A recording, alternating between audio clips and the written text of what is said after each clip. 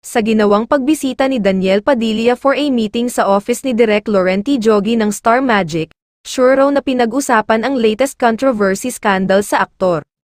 Although ang movie project ni na DJ at Zanjo Marudo ang sinabing main topic ng meeting, yung concern nga raw na marami ng fans ng Katniel ang bumitaw kay DJ at nagstick kay Catherine ang mas pinag-usapan sa meeting.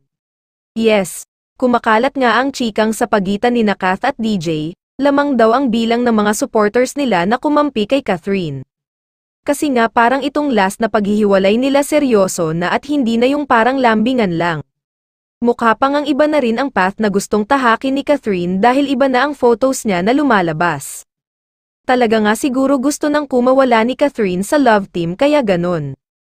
Pero kung ako ang tatanungin, pareho naman nilang kaya nila ang tumayong mag-isa, pwede silang itambal sa iba at maging matagumpay. Dapat nga hindi na masyadong ibenta ang love team dahil parang iba na rin naman ang taste ng manonood, saka mas matibay pag solo ka dahil pwede ka sa lahat. By now mukhang ganun na ang takbo ng career nila kaya naman wish ng fans nila na maging matagumpay pa rin sila, pwede namang behind the camera. Kayo, pero pag sa mga lakad na para sa promo ng ginagawang project, solo-solo, mas bongga.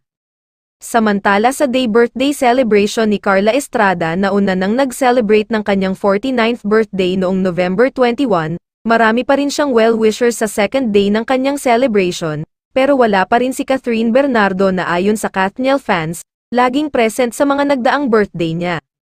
Ang namataan sa second day ng birthday celebration ni Carla ay si Barbie Imperial at ang karamihan, hindi taga-showbiz, sa kanyang Instagram, sinabihan si Carla na ipagtanggol ang anak na si Daniel dahil bugbog sarado na sa maraming nambabash, kung ano-ano na raw ang inaakusa rito.